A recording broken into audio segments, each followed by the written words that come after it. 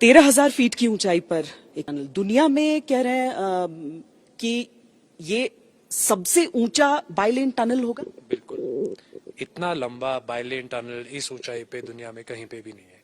तो सेला टनल बनने के बाद इस ट्यूब में जिसमें हम खड़े हैं, ये लॉन्गेस्ट बाइलेन ट्यूब होगी above an altitude of 13,000 feet.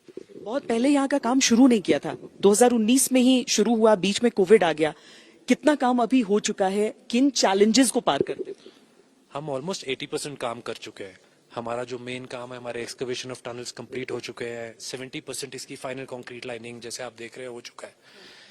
हमारी रोड्स की कटिंग खत्म हो गई है, बारिंग एक और दो जगहों पे जहाँ पे हमारे कर्व्स है जिनको हमको इम्प्रूव करना है, बिकॉज हम इंश्योर करना चाहते हैं कि इस रोड पे ट्रेलर्स लेके बड़ी से बड़ी गाड़ी तवांग पहुंच पाए। उन पे थोड़ा काम चल रहा है। चैलेंजेस हमको हुए बिकॉज इस एटीट्यूड पे मशीनरी मैन पावर दोनों सफर करते हैं। एफिशिएंसी एक आदमी की एक मशीन की 50% है, हमको मैन पावर को रोटेट करना पड़ता है। और आज टनलिंग की इंडस्ट्री में हमको कम्पीट करना पड़ रहा है अच्छी मैन पावर के लिए इंडस्ट्री से, जहाँ पे मेट्रो सिस्टम्स चल रहे हैं, सिटीज में काम हो रहा है। और उसी के कंपेयर में हमको यहाँ पे 13,000 फीट पे एक एयरपोर्ट से 10 घंटे दूर किसी को लाके काम करवाना पड़ रहा है। ये सब बहुत इंटेंजिबल है, पर ये बहुत बड़े चैलेंजेस है for a project like this, इस प्रोजेक्ट को पूरा करने के लिए। कोई एरिया स्ट्रेटेजिकली इंपॉर्टेंट होता है, उसकी सबसे बड़ी चीज होती है कि विंटर मंथ्स में हमें वहां परेशानी नहीं आनी चाहिए उस एरिया में मूव करने के लिए।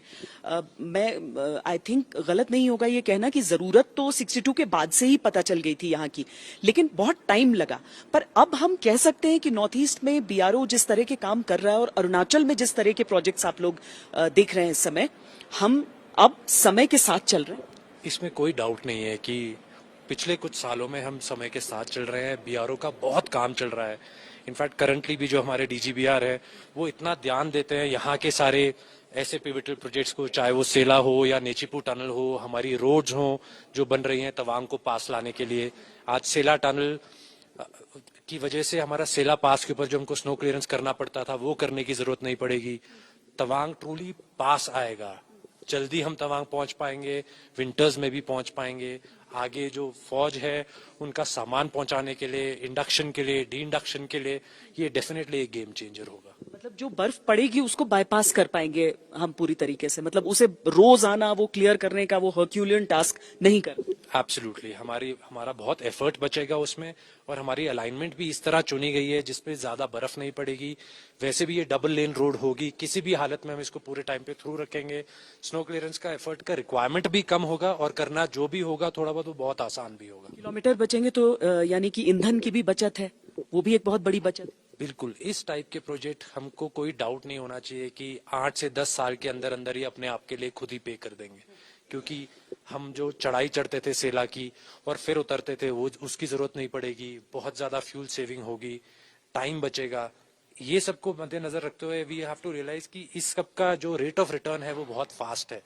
आने वाले 8 से 10 साल में शायद जो हम एज अ कंट्री खर्च कर रहे हैं सेला टनल पे, वो हमारे ट्रैफिक का टाइम और डिस्टेंस बचने की वजह से खुद ही अपने आप पे कर देगा। रास्ते में ऐसे भी बीआरओ का लिखा है, बहुत सारे लोग पढ़ते ही रहते होंगे क्या क्या इंटरेस्टिंग लिखा जाता है। लिखा था कि आने वाले सालों में ये नहीं देखा जाएगा कि कॉस्ट कितना था बल्कि क्वालिटी कैसी है।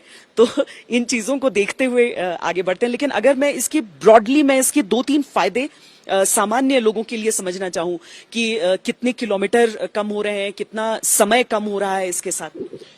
इसमें 8 किलोमीटर कम हो रहा है, बट उस 8 किलोमीटर के साथ साथ एक चढ़ाई ऑलमोस्ट 1,500 फीट की चढ़ाई कम हो रही है, तो उससे बहुत फर्क पड़ेगा। और ये जो रोड, इसकी अप्रोच रोड और ये जो टनल बन रहे हैं, हम जिस टनल में भी चल भी रहे हैं, ये डबल लेन टनल्स है, तो डेफिनेटली सेफर भी होगा लोगों के लिए। एंड मैंने जैसे बताया, अब विंटर्स के अंदर उनको चिंता नहीं करनी पड़ेगी, चेन लगा के गाड़ियां चलानी पड़ेंगी या सेफ्टी को कोई इश्यूज तो नहीं होंगे, बीच में कोई गाड़ियां फंसेंगी नहीं, अटकेंगे नहीं। कभी कभी पूरी पूरी रात लोग सेला पे अटक जाते थे बिकॉज कोई गाड़ी बीच में फंस गई, ड्राइवर उसको नहीं निकाल पाया। अब वो सब नहीं होगा। सो तवांग के लोगों के लिए ये बहुत ही एक बहुत बड़ी उपलब्धि होगी ये टनल। और आने वाले टाइम पे आई एम श्योर जो तवांग के अंदर हाइड्रो प्रोजेक्ट्स हैं, उनको अपना सामान ले जाने के लिए, छोटी मोटी फैक्ट्रीज हैं, कुछ भी हम जो भी करना चाहते हैं, कोई भी चीज बनाना चाहते हैं, उनको अपने रॉ मटेरियल्स ले जाने के लिए ये टनल एक हरबिंजन होगा तवांग के प्रोग्रेस के लिए। एंड मैं तो इस चीज को मानता हूं कि लोग तवांग को pre Sela tunnel and post Sela tunnel के उसमें डिवाइड करेंगे एरा में, और एक नया एरा लेके आएगा तवांग के लिए ये टनल। आखिरी सवाल ये कि फाइनल क्या आप लोगों ने सोचा है, टारगेट क्या है, कब तक पूरा हो जाएगा काम? 80% आप कह रहे हैं हो जाएगा। हाँ जी, आपने एक बहुत अच्छी बात बोली कि क्वालिटी रिमेन्स फॉर एवर। अब हम जो काम कर रहे हैं वो हम फिनिशिंग का काम कर रहे हैं, हम कंक्रीटिंग का काम कर रहे हैं, हमारी रोड्स के ऊपर बिटुमिनस वर्क कर रहे हैं। यहाँ पे टेम्परेचर्स बहुत नीचे चले जाते हैं। बहुत इंपॉर्टेंट है कि हम ये जो भी काम करें वो सस्टेनेबल रहे और अच्छी क्वालिटी से हो, इसलिए हम थोड़ा डिलिबरेटली कर रहे हैं। हमारा ये प्लान है कि हमारा अप्रैल और मई तक ये सारे काम खत्म हो जाएंगे, and somewhere in the middle of next year तक हम बॉर्डर रोड्स ऑर्गेनाइजेशन इस टनल को डेडिकेट कर पाएगा